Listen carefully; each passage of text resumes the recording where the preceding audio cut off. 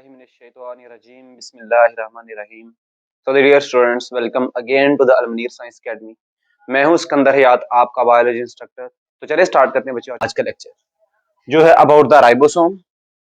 तो सबसे पहली बात यह है बच्चों कि आज हम एक्चुअली स्टार्ट करने जा रहे हैं अपनी ऑर्गेनेलीज के बारे में। ठीक है, अभी तक जो हमारे लेक्चर्स हुए हैं उनमें किसी भी ऑर्गेनेली के बारे में हमने नहीं पढ़ा। तो इससे पिछले लेक्चर में मैंने ऑर्गेनेली का इंट्रोडक्शन दिया था। तो अगर अच्छी अंडरस्टैंडिंग करना चाहते हैं तो मैं उम्मीद करता हूं कि आप इससे पहले वो लेक्चर सुनेंगे और उसके बाद ऑर्गेनेली स्टार्ट करेंगे। ठीक है, अब ऑर्गेनेली स्टार्ट करने से पहले आपको ये पता होना चाहिए, ये इन्फॉर्मेशन आपके जहन में होनी चाहिए। मैं रिवाइज कर देता हूँ थोड़ा सा कि भाई जब हम ऑर्गेनेलीज कह रहे हैं तो ये लेवल ऑफ ऑर्गेनाइजेशन के हिसाब से देखा जाए तो ये किस जगह पे खड़ी है।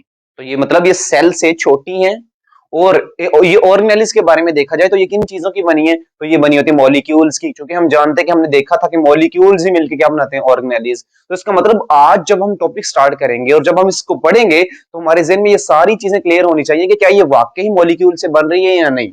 अगर ये मॉलिक्यूल से बनी थी तो वो कौन से मॉलिक्यूल्स थे जो ऑर्गेनेलीज को मिलकर बना रहे थे। ठीक है, तो चलिए स्टार्ट करते हैं बच्चों। तो हम स्टार्ट करते हैं एक स्टोरी की फॉर्म में।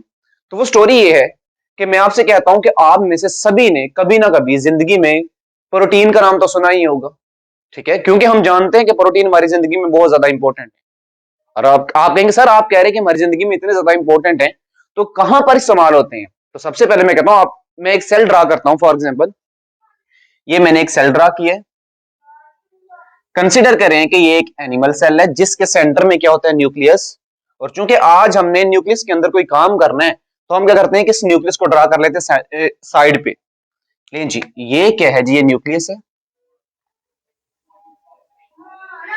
और बच्चों आप जानते हैं कि जो न्यूक्लियस होता है इसके इर्द गिर्द डबल मेम्ब्रेन होती है जिसको हम कहते हैं न्यूक्लियर इनवेलप। तो इसके इर्द गिर्द ये मैं क्या कहता हूं, डबल मेम्ब्रेन मैंने लगा दी। अब ये जो डबल मेम्ब्रेन है इसमें न्यूक्लियर पोर्स होते हैं, तो ये मैं न्यूक्लियर पोर्स बना देता हूं। तो बच्चों आप देखें कि सेल के बाहर से स्टार्ट हो जाएं तो ये बाहर क्या होती है, सेल मेम्ब्रेन। और सेल मेम्ब्रेन किसकी बनी होती है, प्रोटीन्स की और लिपिड्स साथ में कार्बोहाइड्रेट्स की। तो इसका मतलब मैं कहूंगा कि ये सेल मेम्ब्रेन जो है इसको बनाने के लिए किसकी जरूरत है, प्रोटीन्स की, सेल मेम्ब्रेन। उसके बाद आप नीचे जाएं तो नीचे होता है साइटोप्लाज्म, और साइटोप्लाज्म के अंदर डिफरेंट और एंजाइम्स होते हैं। तो इसका मतलब मैं कहूंगा कि ये एंजाइम्स किस चीज के हैं, वो भी तो प्रोटीन्स के हैं। तो इसका मतलब एंजाइम्स बनाने के लिए हमें चाहिए प्रोटीन्स। अब आप इसको छोड़ के आगे न्यूक्लियस में जाएं तो न्यूक्लियस में आप जानते हैं कि ये न्यूक्लियोप्लाज्म है और इसके अंदर होते हैं क्रोमोसोम्स। और बेटे क्रोमोसोम्स भी दो चीजों के बने होते हैं, हिस्टोन प्रोटीन और डीएनए के। तो इसका मतलब मैं कहूंगा कि क्रोमोसोम्स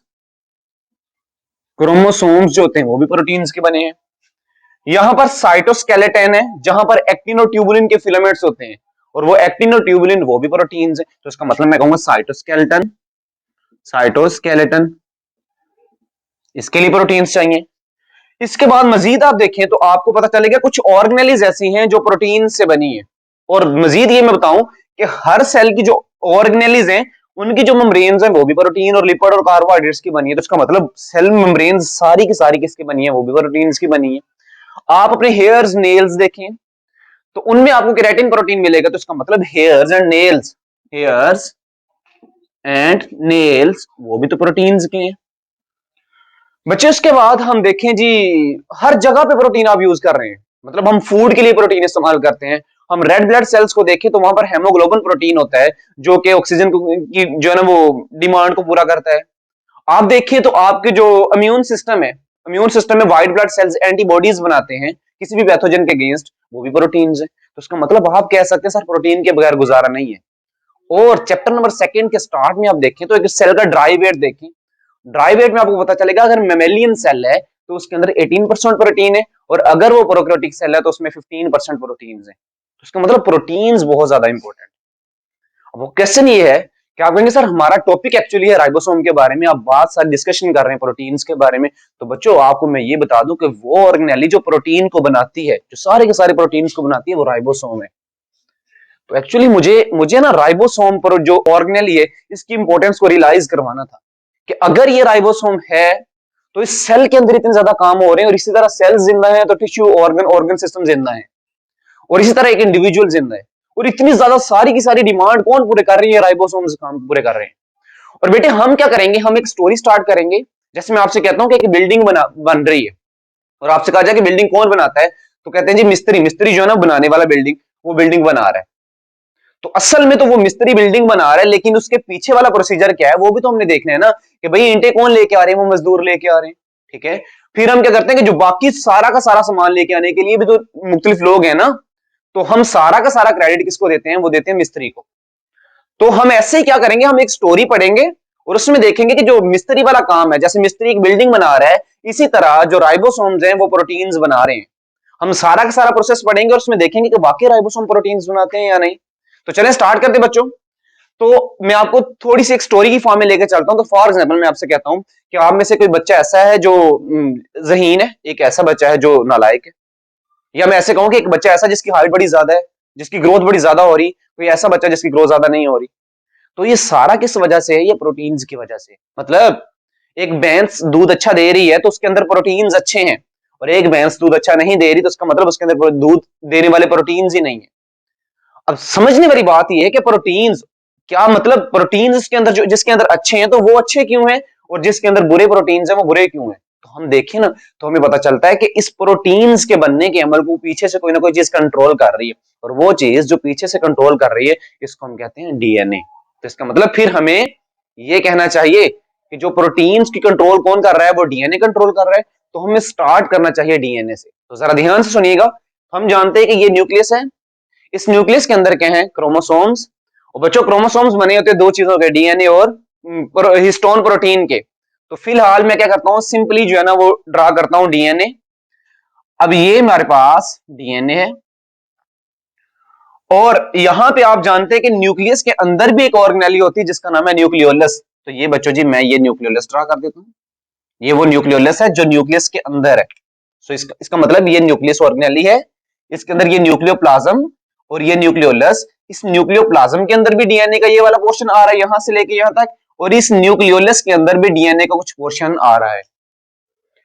अब जैसे जैसे मैं आपसे कहूं कि ये वाले डीएनए का ये वाला पोर्शन, फॉर एग्जाम्पल ये वाला पोर्शन और ये एक दूसरे वाला पोर्शन, इन दोनों को मैं कहता हूं सेपरेट सेपरेट लिख लेता हूं। ये वाला एक डीएनए का एक पोर्शन है और ये डीएनए का एक पोर्शन है। अब ये डीएनए का एक पोर्शन क्या करेगा, ट्रांसक्रिप्शन, इससे बनेगा आरएनए। क्या बनेगा, आरएनए। इधर से भी डीएनए का ये वाला पोर्शन क्या करता है, ट्रांसक्रिप्शन, और क्या बनाता है, आरएनए। और हम लिख लेते हैं इनके नाम। ये वाला जो डीएनए से ये वाला आरएनए बना है इसको हम कहते हैं मैसेंजर आरएनए, मैसेंजर आरएनए। और बेटे इस आरएनए को हम कहते हैं ट्रांसफर आरएनए। ठीक है,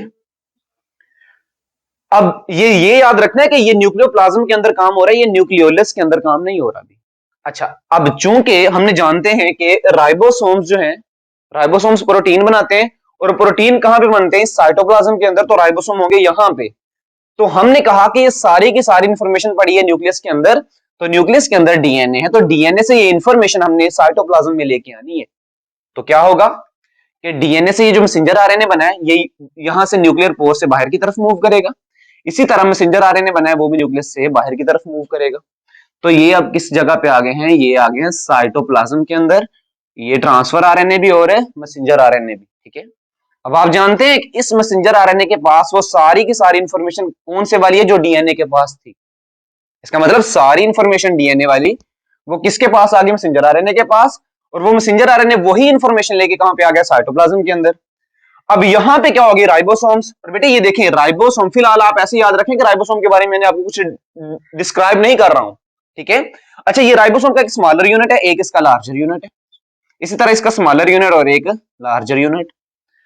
जैसे ही बेटे ये मैसेंजर आरएनए इधर आता है, तो इसके साथ पहले राइबोसोम के ये स्मॉलर सब यूनिट्स आके अटैच हो जाते हैं, स्मॉलर सब यूनिट्स अटैच हो गए। तो अगर पूछा जाए कि मैसेंजर आरएनए राइबोसोम के किन यूनिट्स के साथ अटैच होता है, तो बेटा याद रखना वो स्मॉलर सब यूनिट के साथ अटैच होता है। और जब ऊपर से आके अटैच हो जाता है लार्ज सब यूनिट, इस तरह ये क्या है, लार्ज सब यूनिट अटैच हो गए। हुआ क्या है कि मैसेंजर आरएनए के साथ जो राइबोसोम्स हैं वो अटैच हो गए। पहले स्मॉलर सब यूनिट्स अटैच हुए, फिर लार्जर जो है ना वो यूनिट्स अटैच हुए। अब हम देखते हैं कि प्रोटीन कैसे बनते हैं, जरा ध्यान से समझने वाली बात बच्चों। चूंकि प्रोटीन बनाते हैं अमीनो एसिड्स, तो हमने देखे ना, जैसे मिस्त्री है, मिस्त्री वो राइबोसोम है, उसने बनानी है एक बिल्डिंग, तो वो बिल्डिंग कैसे बनाएगा? ईंटों से। तो इसी तरह राइबोसोम्स तो हैं, उन्होंने बनाने प्रोटीन्स, और इस प्रोटीन को बनाने के लिए जो मोनोमर्स हैं, जो चीज चाहिए वो है अमाइनो एसिड्स। तो हमने क्या करने हैं, इन राइबोसोम को यूज करते हुए मैसेंजर आरएनए की इंफॉर्मेशन को देखते हुए हमने प्रोटीन्स बनाने हैं। तो बेटे यहां पे ये वाला राइबोसोम क्या करेगा, ध्यान सुना मेरी बात को, ये वाला राइबोसोम क्या करेगा, यहां से ये जो मैसेंजर आरएनए की इंफॉर्मेशन है इसको पढ़ेगा, और इसके मुताबिक इसको इसने बनाने प्रोटीन्स, और प्रोटीन्स बनाने के लिए हमें चाहिए अमाइनो एसिड्स। तो देखिए जरा, ये इंफॉर्मेशन को देख के आवाज देगा इस ट्रांसफर आरएनए को। ट्रांसफर आरएनए जिस तरह की आवाज यहां से गई इसके पास, उसी के अकॉर्डिंगली लेके आएगा अमाइनो एसिड। जैसे मैं आपसे कहूं कि ये ट्रांसफर आरएनए है, ट्रांसफर आरएनए बेटे, ये ट्रांसफर आरएनए, इसने यहां अपने साथ अटैच करवाया अमाइनो एसिड को, और जब इसने आवाज, जो देखिए क्योंकि हमारे पास प्रोटीन्स होते हैं, बनते हैं अमाइनो एसिड से, और अमाइनो एसिड्स हमारे पास होते हैं वो 20 तरह के होते हैं। अब यहां से ये राइबोसोम ने इस ट्रांसफर आरएनए को आवाज दी है कि ये वाला अमाइनो एसिड लेके आओ, तो बेटे ये लेके जाता है अमाइनो एसिड इस जगह पे। तो इसका मतलब जब ये आएगा, अमाइनो एसिड इस जगह पे लेके चला जाएगा। ये क्या करेगा, यहां से इस अमाइनो एसिड को देगा, तो अमाइनो एसिड इसके ऊपर अटैच कर दीजिए, ये एक अमाइनो एसिड। इसी तरह फिर क्या करेगा, ये जो मैसेंजर आरएनए है ये आगे की तरफ मूव करेगा ऐसे, तो जो इंफॉर्मेशन पहले थी वो तो गुजर गया, उसके अकॉर्डिंगली हमारे पास जो है ना वो अमाइनो एसिड भी आ गए। तो जो पीछे वाली इंफॉर्मेशन थी अब ये वाली, ये अब इस पोर्शन में आ जाएगी। फिर ये क्या करेगा, इस इंफॉर्मेशन को देखेगा और फिर अकॉर्डिंगली दोबारा से फिर पैगाम भेजेगा किसको, ट्रांसफर आरएनए को। ट्रांसफर आरएनए उसी तरह की इंफॉर्मेशन के अकॉर्डिंगली फिर क्या लेके आएगा, जैसे मैं कहूं ये एक और आप ड्रा कर ले, इसने क्या लिया जी, ये लिया इसने अमाइनो एसिड्स, और लेके फिर यहाँ पे जाएगा और यहाँ पर अमाइनो एसिड्स देगा। इसी तरह बच्चों अमाइनो एसिड्स मिलते जाएंगे और क्या बनाते जाएंगे, प्रोटीन्स बनाते जाएंगे। और हम चैप्टर नंबर 2 में पढ़ेंगे भी कि अमाइनो एसिड्स के दरमियान में जो बॉन्ड बनता है उसको हम कहते हैं पेप्टाइड बॉन्ड। तो एक अमाइनो एसिड नहीं मिला, बहुत ज्यादा अमाइनो एसिड्स मिले। तो बहुत ज्यादा अमाइनो एसिड्स जब मिलेंगे तो बॉन्ड जो बनेंगे, एक पेप्टाइड, दूसरा पेप्टाइड, तीसरा पेप्टाइड, इस तरह पेप्टाइड बॉन्ड के जरिए अमाइनो एसिड्स मिलते जाएंगे। क्योंकि बहुत ज्यादा अमाइनो एसिड्स मिल रहे हैं तो इसका मतलब वो जो चेन बनेगी, इस चेन को हम कहेंगे पॉलीपेप्टाइड चेन। तो इसका मतलब ये जो polypeptide chain, it is called the protein. तो इसमें देखें सिर्फ और सिर्फ ये देखें, यहां से प्रोटीन का बनना स्टार्ट हुआ है। पहला स्टेप क्या था, ट्रांसक्रिप्शन, जिसमें डीएनए से आरएनए बना। और दूसरा स्टेप क्या है, ट्रांसलेशन, जिसमें इस आरएनए को इस्तेमाल करते हुए हमने प्रोटीन बनाना है। तो इस राइबोसोम का काम क्या था कि इस राइबोसोम ने इस मैसेंजर आरएनए की इंफॉर्मेशन को देख के ट्रांसफर आरएनए को आवाज दी, और उस इंफॉर्मेशन के अकॉर्डिंगली अमाइनो एसिड्स को मिलाया, और मिला के क्या बनाए, प्रोटीन्स बनाए। तो इसीलिए याद रखो बच्चों कि जब भी कहा जाए कि राइबोसोम का काम क्या है, तो उसका राइबोसोम का काम होता है प्रोटीन को बनाना। ठीक है, तो चलिए स्टार्ट करते हैं। जरा मैं आपसे कहूंगा डिस्कवरी के बारे में देखा जाए, सबसे पहली बात कि राइबोसोम डिस्कवर किसने किया था, तो बेटा पैलेड एक साइंटिस्ट था जिसने 1955 में राइबोसोम को डिस्कवर किया था। और राइबोसोम इतने ज्यादा इंपॉर्टेंट है। और बच्चों एक बात मैं मजीद आपको बता दूं कि चूंकि आप जानते हैं कि सेल के लिए सबसे ज्यादा डिमांड किस चीज की है, वो प्रोटीन की है। मतलब ड्राई वेट देखा जाए ना, फॉर एग्जाम्पल मैं ह्यूमन हूं, मैं मैमिलियन सेल में से हूं, तो मेरे अगर सेल में से पानी को सुखा के उसको ड्राई करके जो वेट किया जाए तो 18% प्रोटीन्स हैं। तो आप कहेंगे सर सबसे ज्यादा प्रोटीन्स चाहिए, तो बेटा याद रखना एक सेल के अंदर सबसे ज्यादा जो पाई जाने वाली ऑर्गेनेली है वो राइबोसोम है। और राइबोसोम इस तरह ग्रेनुलर फॉर्म, मतलब दानों की शक्ल में पड़े होते हैं, बहुत छोटी ऑर्गेनेली होती है। और आपको याद हो जब मैंने अल्ट्रा सेंट्रीफ्यूगेशन के बारे में बताया, तो उसमें जब हमने ऑर्गेनेलीज को डेंसिटी की बेस पे जो है ना वो अलहदा किया था, तो हमने देखा था कि सबसे नीचे क्या आए थे, वो आए थे जी सॉरी सबसे ऊपर जो आए थे वो आए थे जी हमारे पास राइबोसोम्स। और बच्चों राइबोसोम्स इसलिए आए थे क्योंकि वो बहुत छोटे हैं, उनकी डेंसिटी कम थी, इसलिए वो बहुत ज्यादा अमाउंट में पाए जाते हैं। और क्योंकि रिक्वायरमेंट इनकी बहुत ज्यादा है, प्रोटीन्स की रिक्वायरमेंट ज्यादा है, इसलिए राइबोसोम्स पाए बहुत जाते हैं। और अल्ट्रा साइंटिफिकेशन में सबसे ऊपर आए थे, तो इसका मतलब ये बहुत ज्यादा हल्के होते हैं। अब चलते हैं लेक्चर को आगे बढ़ाते हैं। तो डिस्कवर किसने किए थे, पैलेट ने। अकरेंस देखी जाए तो बेटे हम जानते हैं कि हम मेजरली ऑर्गेनिजम्स को दो कैटेगरीज में डिवाइड करते हैं। एक हमारे पास होते हैं प्रोकैरियोटिक सेल या प्रोकैरियोट्स आप कह ले ऑर्गेनिज्म, एक होते हैं यूकैरियोट्स। और बेटे प्रोकैरियोट्स के अंदर कोई भी ऑर्गेनेली नहीं पाई जाती जिसके इर्द गिर्द मेम्ब्रेन है, मतलब ऐसी ऑर्गेनेली जिसके इर्द गिर्द मेम्ब्रेन है वो प्रोकैरियोट्स में नहीं पाई जाएगी। तो अब क्वेश्चन ये आता है कि राइबोसोम्स पाए जाएंगे या नहीं। तो बेटा क्वेश्चन क्लियर करने के लिए हम देखते हैं कि इर्द गिर्द मेम्ब्रेन है इनके, बेटे इनके इर्द गिर्द मेम्ब्रेन नहीं है, इसका मतलब ये प्रोकैरियोटिक में भी पाई जाएगी और यूकैरियोटिक में भी पाई जाएगी। ठीक है, तो इसका मतलब ये प्रोकैरियोट्स में भी पाई जाती है और यूकैरियोट्स में भी पाई जाती है। अब प्रोकैरियोट्स में आप देखें तो आप अगर फॉर एग्जाम्पल मेजरली बात करो तो मैं कहूं एनिमल्स वो भी यूकैरियोट्स हैं, प्लांट्स वो भी यूकैरियोट्स हैं।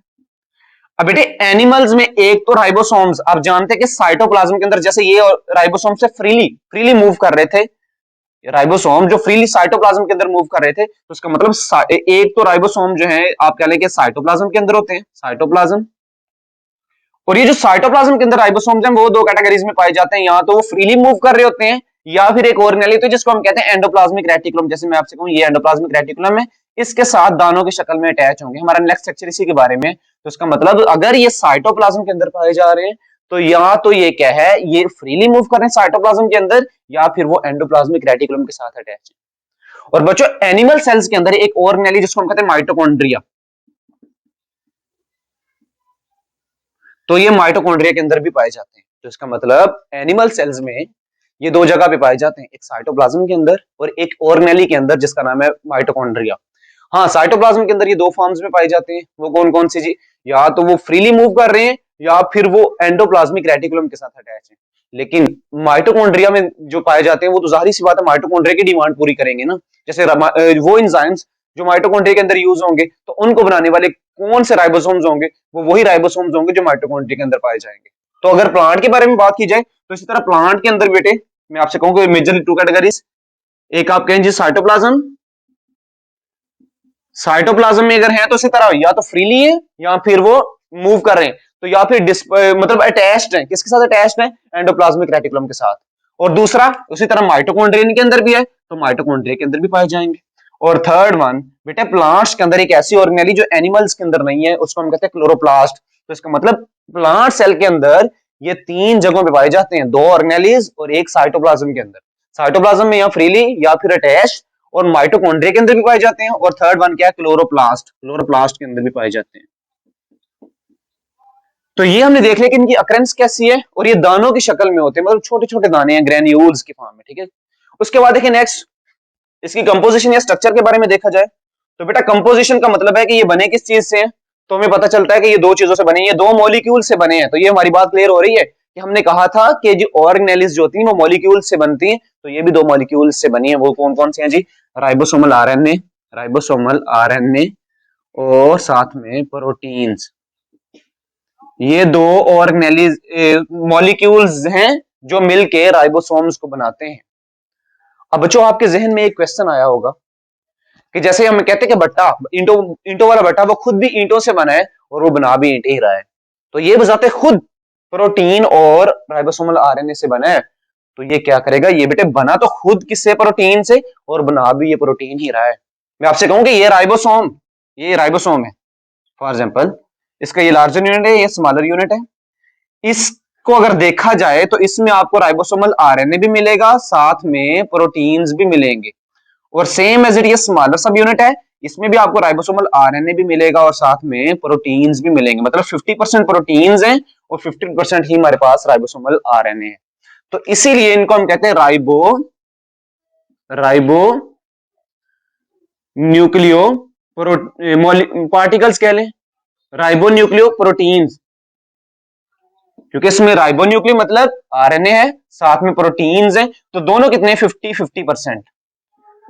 तो बच्चे आइए जरा देखते हैं कि भाई जो अगर ये राइबोसोमल जो हमारे पास आरएनए है, सॉरी राइबोसोम्स हैं, वो राइबोसोमल आरएनए और प्रोटीन से मिलकर बनते हैं, तो कैसे बनते हैं। तो जरा ध्यान समझने वाली बात है, आप जानते हैं कि जब भी मैंने काम स्टार्ट किया था प्रोटीन बनाने वाला, तो मैंने स्टार्ट किया था यहां से, और यहां से भी हम आरएनए का वो पोर्शन जो न्यूक्लियोलस के अंदर है उसको हमने नहीं छेड़ा था। तो बेटे ये राइबोसोमल, ये याद रखें कि ये जो न्यूक्लियोलस के अंदर ये न्यूक्लियोलस है, इस न्यूक्लियोलस के अंदर ये जो हमारे पास डीएनए है, इस डीएनए को मैं कहता हूं ये वाला पोर्शन आप अलग कर लें और ये वाला पोर्शन आप अलग करें। ये भी ट्रांसक्रिप्शन करेगा और ट्रांसक्रिप्शन करके क्या बनाएगा जी, आरएनए। इसको आप कह लेंगे राइबोसोमल आरएनए। और ये कहां पे हो रहा है? ये न्यूक्लियोलस के अंदर काम हो रहा है। और ये वाला उसने इसी तरह क्या बनाया जी? Messenger RNA. बच्चे बहुत इंपॉर्टेंट बात बताने लगा हूं कि ये किस तरह हमारा राइबोसोम बनता है। तो राइबोसोम का बनने का अमल दखल किसी और जगह पे नहीं है, वो न्यूक्लियोलस के अंदर है। अब न्यूक्लियोलस के अंदर क्या हुआ कि डीएनए के कुछ पोर्शन ने मैसेंजर आरएनए बनाया है और कुछ पोर्शन ने राइबोसोमल आरएनए बनाया है। अब ये मैसेंजर आरएनए क्या करता है? इसी तरह न्यूक्लियोलस से बाहर आता है इस न्यूक्लियोप्लाज्म के अंदर। इसी तरह इस न्यूक्लियोप्लाज्म से निकलेगा और कहां पे आएगा? इस साइटोप्लाज्म के अंदर। साइटोप्लाज्म के अंदर जब आएगा, ये देखें जी, ये आ गया राइबोसोमल आरएनए। ये क्या करेगा? इसी तरह राइबोसोम्स को यूज करेगा, राइबोसोम्स को यूज करेगा और क्या बनाएगा? प्रोटीन्स। और ये वो वाले प्रोटीन है जो किस आरएनए से बने हैं? जो न्यूक्लियोलस के अंदर है। जो बेटे प्रोटीन प्रोटीन बनने का वही मैकेनिज्म है कि इंफॉर्मेशन को रीड करेगा और मैसेज भेजेगा ट्रांसफर आरएनए को। ट्रांसफर आरएनए फिर वहां से अमीनो एसिड्स को लेके आएगा।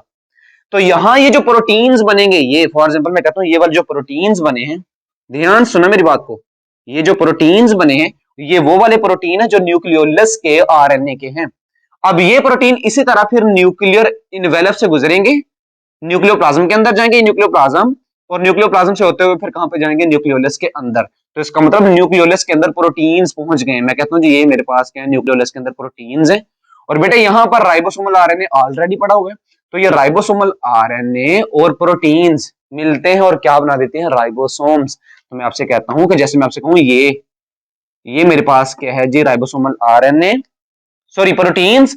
और ये ब्लैक कलर में राइबोसोमल आरएनए जो यहां पे लिया है, ये राइबोसोमल आरएनए और ये प्रोटीन जो बन के है, इन्होंने मिलके क्या बना दिया? राइबोसोम का यूनिट। फॉर एग्जांपल ये लार्जर है तो इसी तरह स्मॉलर भी बनेगा कि ये प्रोटीन्स और ये राइबोसोमल आरएनए, ये लार्जर यूनिट भी बना, स्मॉलर यूनिट भी बना।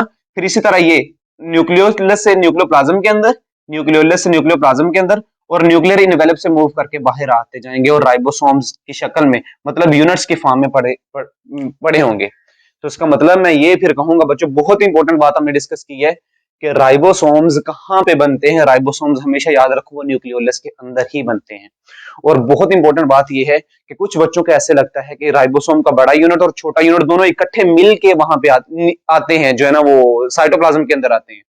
ऐसा नहीं, बिल्कुल बनते वहां पे ही है। बड़ा यूनिट भी वहां पे बनेगा, छोटा यूनिट भी वहां पे बनेगा, और आके साइटोप्लाज्म के अंदर अलग-अलग ही बड़े होते हैं। जैसे ही मैसेंजर आरएनए आता है, बाद में वो असेंबली करते हैं, बाद में वो अटैच होते हैं। ठीक है, तो बहुत इंपॉर्टेंट बात यह है कि भाई आपने याद रखना है कि राइबोसोम बनते कैसे हैं। ठीक है, कि राइबोसोम, हम ये तो कहते रहते हैं कि न्यूक्लियोलस राइबोसोम बना रहा है, लेकिन हमें एक्चुअली में पता नहीं होता कि न्यूक्लियोलस के अंदर राइबोसोम कैसे बनते हैं। तो आज हमने देखा कि न्यूक्लियोलस के जो मैसेंजर आरएनए है वो बाहर आके उसी तरह के प्रोटीन बनाता है, वही प्रोटीन फिर अंदर जाता है। इतनी देर में जो न्यूक्लियोलस का राइबोसोमल आरएनए वो राइबोसोमल आरएनए बनाता है। अब वो आरएनए और प्रोटीन्स मिलके वहां पे राइबोसोम्स बनाएंगे। इसी तरह लार्जर और स्मॉलर यूनिट्स बनते रहते हैं, वो मूव करेंगे बाहर साइटोप्लाज्म में और आके दानों की शक्ल में पड़े होते हैं। जैसे ही मैसेंजर आरएनए आता है वो उसके साथ मिलकर अटैच हो जाते हैं। और बच्चों बहुत इंपॉर्टेंट बात बताने लगा हूं कि ये अटैचमेंट, जिसमें छोटा यूनिट और ये बड़ा यूनिट अटैच है, ये करवाने के लिए हमें जरूरत होती है मैग्नीशियम आयन की, Mg+2 आयन की। ठीक है, तो यहां से आप याद रखिएगा कि अगर आपकी बॉडी के अंदर मैग्नीशियम आयन की कमी हो जाए तो इसका मतलब फिर आपकी बॉडी के अंदर प्रोटीन प्रॉपर्ली नहीं बनेगी, क्योंकि मैग्नीशियम क्या करता है? राइबोसोम्स को कंबाइन करवाता है। अगर राइबोसोम्स कंबाइन नहीं होंगे तो कभी भी प्रोटीन की सिंथेसिस नहीं होगी। तो याद रखिएगा कि मैग्नीशियम की जो, अगर आप सोच रहे हैं आपकी बॉडी के मैग्नीशियम का रोल क्या है, तो आपको पता होना चाहिए कि मैग्नीशियम ही वो कंपोनेंट है जो जाके राइबोसोम्स के लार्जर और स्मॉलर यूनिट को अटैच करवाता है और प्रोटीन्स की सिंथेसिस करवाता है। ठीक है, अच्छा नेक्स्ट मूव करते हैं। तो स्ट्रक्चर कंपोजिशन में हमने देख लिया कि इसके अंदर राइबोसोमल आरएनए और प्रोटीन्स हैं। स्ट्रक्चर तो हमने देख लिया कि ये ग्रैन्युलर शक्ल में, मतलब दाने दाने, मतलब दानों की शक्ल में पड़े होते हैं। और नेक्स्ट देखिए बेटे इसकी सेडिमेंटेशन। सेडिमेंटेशन का क्या मतलब है कि मैं आपसे कहूं कि मेरे पास जो है ना वो यही सेल है, इस सेल में लार्जर यूनिट भी है और स्मॉलर यूनिट भी है। इसी की मैं अल्ट्रा सेंट्रीफ्यूगेशन करता हूं, और आप वो लेक्चर में सुन भी सकते हैं कि अल्ट्रा सेंट्रीफ्यूगेशन हम कैसे कर सकते हैं और इसको हम कैसे कहते क्यों है। जब हम अल्ट्रा सेंट्रीफ्यूगेशन करेंगे तो इसका जो बड़ा यूनिट होगा, ये बड़ा यूनिट ये 60 की स्पीड पे नीचे आके बैठ जाएगा, और जो छोटा यूनिट होगा वो 40 की स्पीड पे नीचे आके बैठेगा। इसका मतलब कि इनको सेडिमेंट करने के लिए, मतलब नीचे बिठाने के लिए, टेस्ट ट्यूब के नीचे बिठाने के लिए, सेपरेट करने के लिए हमें एक बड़ी यूनिट के लिए 60 की स्पीड और छोटे यूनिट के लिए हमें 40 की स्पीड चाहिए, और अगर ये दोनों इकट्ठे हैं तो तब उनके लिए हमें 80 की स्पीड चाहिए, 100 नहीं 80 की स्पीड चाहिए। ये अलग डिस्कशन है, इतनी ज्यादा इंपॉर्टेंट भी नहीं है क्योंकि आपके लेवल पे। तो हमने क्या देखा कि इनके सेडिमेंटेशन करने के लिए बड़ी यूनिट के लिए 60 लेकिन छोटे यूनिट के लिए 40 की स्पीड रिक्वायर है। और उसके बाद देखें बच्चों पोलिसोम क्या होता है। पोलिसोम बहुत इंपॉर्टेंट बात है। पोलिसोम बेटा पोलिसोम क्या है कि ये देखें आप जानते हैं कि ये मैसेंजर आरएनए, ये क्या है मैसेंजर आरएनए, और ये मैसेंजर, ध्यान से सुनना मेरी बात को, ये मैसेंजर आरएनए किसके साथ अटैच है, राइबोसोम्स के साथ। मतलब एक मैसेंजर आरएनए के साथ राइबोसोम्स काफी ज्यादा अटैच है। तो मैं कैसे कह सकता हूं कि भाई a group of the ribosomes is attached with the messenger RNA, तो ये जो स्ट्रक्चर है ये वाला it is called the polysome. Polysome, ठीक है। तो क्या है polysome, a group of the ribosomes attach with the messenger RNA, it is called the polysome. तो हमने देख लिया कि राइबोसोम्स का काम क्या है, प्रोटीन की सिंथेसिस, मींस मैं कह सकता हूं कि भाई प्रोटीन्स की फैक्ट्री कौन सी है, राइबोसोम्स, और राइबोसोम को बनाने वाली चीज कौन सी है, वो है न्यूक्लियोलस। तो इसका मतलब मैं कहूंगा कि राइबोसोम की फैक्ट्री क्या है, न्यूक्लियोलस। और बच्चों ये अगर आपके लेवल पे थोड़ा भी एक्सप्लेन किया हो, मतलब एफएससी के लेवल पे थोड़ा भी एक्सप्लेन किया हो, तो आपका यह हक बनता है कि आप इतने छोटे नहीं कि आपको थोड़ी थोड़ी चीजें बताई जाएं। तो हमारा यह हक बनता है कि हम ये सारे मैकेनिज्म को अच्छी तरह से अंडरस्टैंड करें। अभी भी कुछ ऐसी चीजें हैं जो हम स्किप कर देते दरमियान में से, क्यों, क्योंकि हम जानते हैं कि हमारे मोस्टली मोस्टली मैं देखता भी हूं तो हमारा जो ट्रेंड फॉलो किया जाता है वो ये जो शॉर्ट वीडियोस को पसंद किया जाता है। तो बच्चों शॉर्ट वीडियोस में कॉन्सेप्ट क्लियर नहीं हो सकते, तो मैं शॉर्ट ही आपको देता हूं कि अगर आप इंटरेस्टिंग वे से लेक्चर सुनेंगे तो इंशाल्लाह आपके नॉलेज में बहुत ज्यादा इजाफा होगा, ठीक है। क्योंकि बच्चों हमारे ये जो ट्रेडिशनल सिस्टम है ना, रटा सिस्टम, इसको हमें ही जो है ना वो दूर करना है, और जब तक हम ये नहीं करेंगे तो हमारा कंट्री ऐसे ही जो है ना वो मूव नहीं कर सकता आगे, ठीक है। और हम जो है ना फिर देखें ना कि कोई भी चीज जब समझी जाए ना तो उसका सेटिस्फेक्शन का लेवल कुछ और होता है, ठीक है। तो आपको ये कभी इंशाल्लाह भूलेगा नहीं। और बच्चों ये तो हमने ये, अगर आपकी बुक के इतना लिखा है ना कि न्यूक्लियोलस ही राइबोसोम्स को बनाता है, तो बताने को उतना काफी था, बट मैं इसलिए एक्सप्लेन कर रहा हूँ कि आपको रियलिटी का पता चले कि एक्चुअली होता कैसे है, ठीक है। तो यहां तक था आज का हमारा ये लेक्चर, मिलते हैं नेक्स्ट लेक्चर में, तब तक के लिए अल्लाह हाफ़िज़।